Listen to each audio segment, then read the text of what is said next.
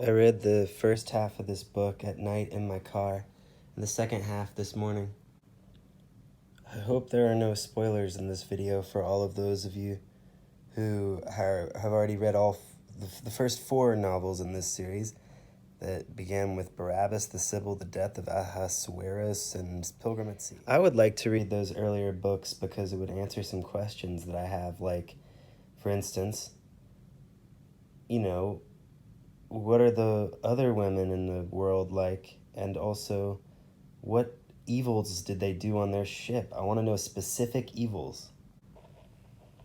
I like the idea of novels taking place in a... I like it when novels start at one place and then maybe they stay there for a long time before going to an entirely different setting, because something is really awesome to me about contemplating an earlier setting in a fiction from a later setting. It just feels really amazing. It feels like being on a really beautiful basketball court in a foreign country or something.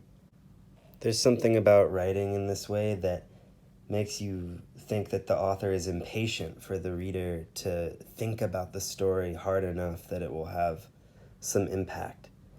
So, like, you get these pauses where it's like the author is saying, all right, now think now, and, all those meanings that you're coming up with, yeah, and then, rather than writing in stuff. Hi everybody, Leafy Concern here, just going to talk to you about Per Lagerkvist's The Holy. Here is the reserved title page.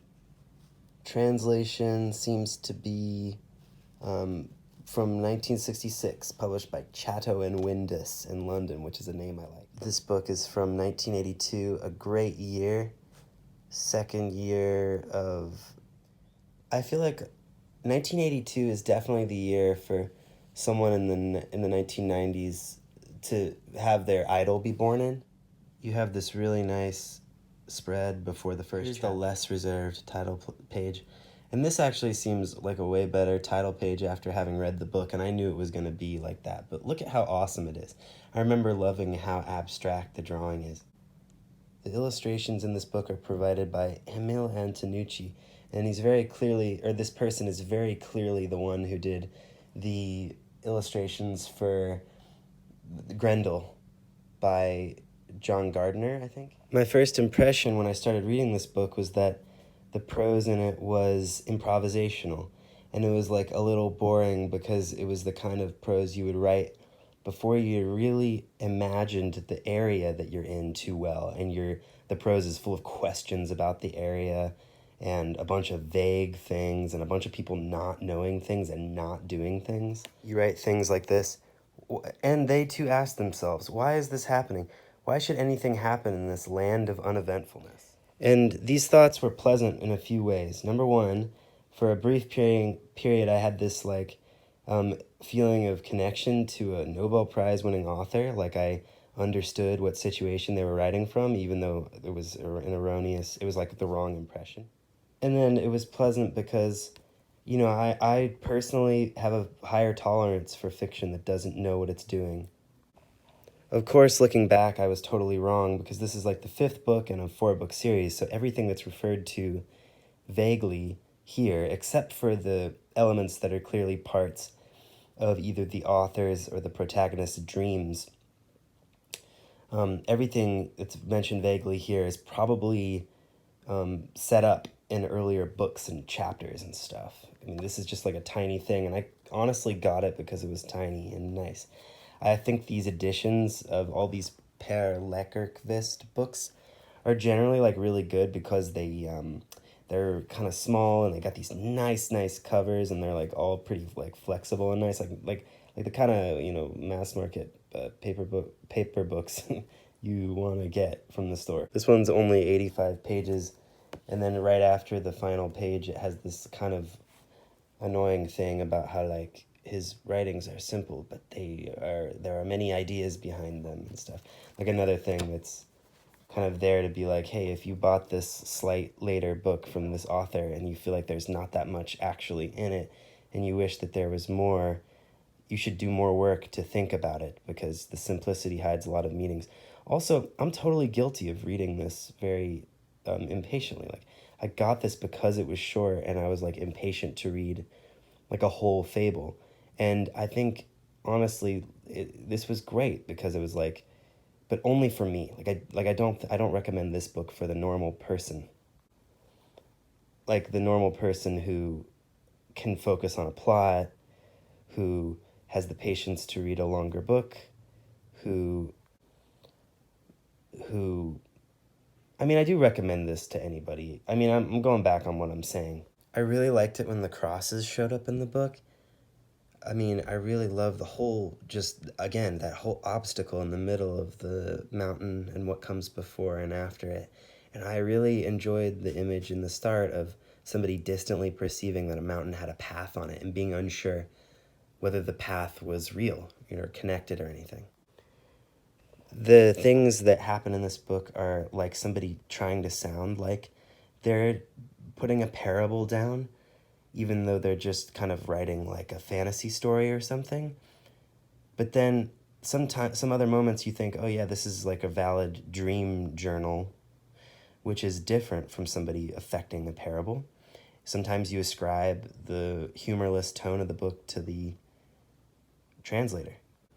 This was one of those moments when I felt like that pleasant feeling of when you're writing something and then it stalls and then you have a lot of coffee and come back to it and think, I know what'll happen next. He dug up a god. But I guarantee you this figure is like in an earlier book somewhere. I should really at least glance at those earlier books, maybe like take them out of the library or something, and to contextualize this. I also enjoy books that talk about religion, and especially like Christianity, in a way that feels like borderline heretical or insightful. And this one fits the bill. I wish that the book contained more of the humor that was present in its earlier pages when some like people on the shore didn't know what bread was. I liked that children were accompanied with goat cheese or something in one part. I sort of don't know what I'm doing summarizing things I liked or disliked from this book that any one of you would be able to read in like 2 seconds and have all of your own impressions about.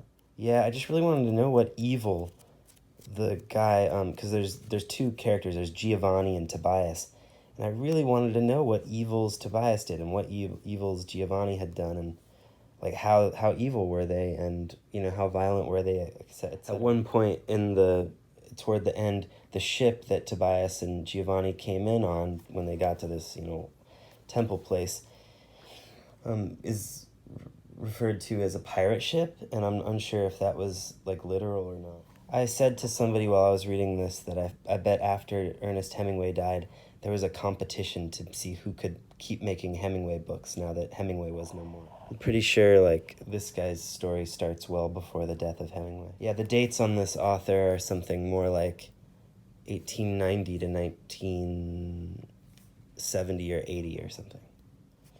I think that if the other 4 books in this sequence that this closes are like this, if they're as dreamy and kind of boring, then I think I'm probably going to like them and probably not going to recommend. I also really enjoy a vague novel where something is, where a character is kind of compelled on to weird places and through weird events. By some force or for some purpose or to recover some memory that is unclear at the start. Like, I love not knowing the purpose of the journey, but also having the journey encompass lots of little episodes. Bonus points if the episodes are like Christian-y or allegorical-ish.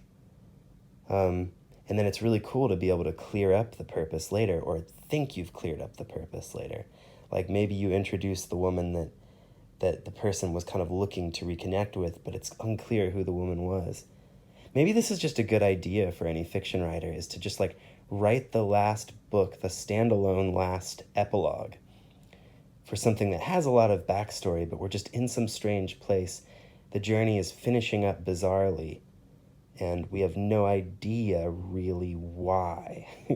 But we get that pleasant feeling of things that have been long in the making finally drawing to a close. Like, that's a cool prompt. And It's a style that I like to read from, and it's like a style that I feel like somebody like me, an immature kind of writer person who stumbles through drafts, is really familiar with, because that's kind of what your mind feels like when you're just starting to write fiction. It feels like there are a lot of thoughts and you're sort of at the close of them because you don't really write every day, and like your habit isn't really healthy.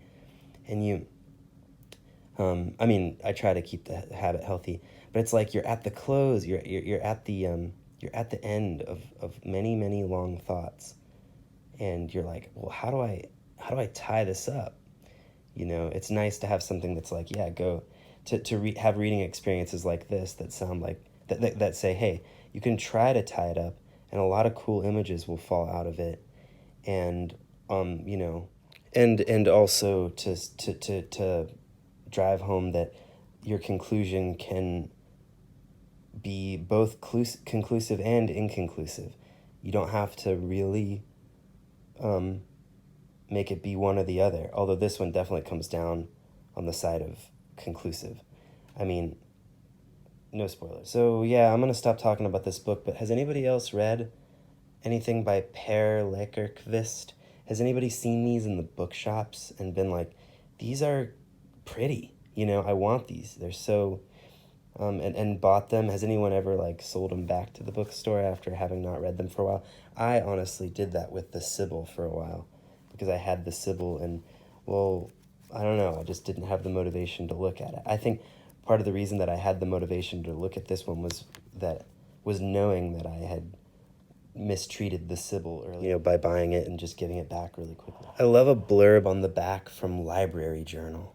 I mean, this whole back just gives me the feeling that I'm like back in the library in my childhood. The Library Journal, so quaint. When the snake woman shows up, you kind of roll your eyes, I guess, a little bit. Does anybody know any other books that are illustrated by this illustrator that I could look at? I mean, I already have this one to look at. Maybe the other ones by this author are illustrated by that illustrator. And then, I've also got Grendel. I mean, Grendel's got those illustrations, so those are good to look at. But I'd be interested to know if anyone has a history with this illustrator and can point me to maybe like other books that the illustrator did, or maybe just other art that the illustrator did. I'm reminded, when I think back to how I read this book, about how I felt reading that book Juan Rulfo by Pedro Paramo by Juan Rulfo. I remember being like, wow, this is so dreamy. And I didn't really get it, and it was a journey, and it was a forbidding landscape, and it was a little bit barren, and it was short, and it was spare, and it felt like it belonged to the past, and I don't think there was that much humor in it. I'm also reminded of my joy in reading the short little Steinbeck novellas as a kid, where when I would read the Steinbeck novellas, they wouldn't take long, but I would feel like I had gone to adult world for a while and really thought about important things in a way that flattered me. The short books I like better are, I think, ones that are a little bit more focused or maybe more essayistic. I like Cesar Ira, and I like Death in Venice. Anyway, I hope this video finds you all well, and what should I read next, and what are you all reading?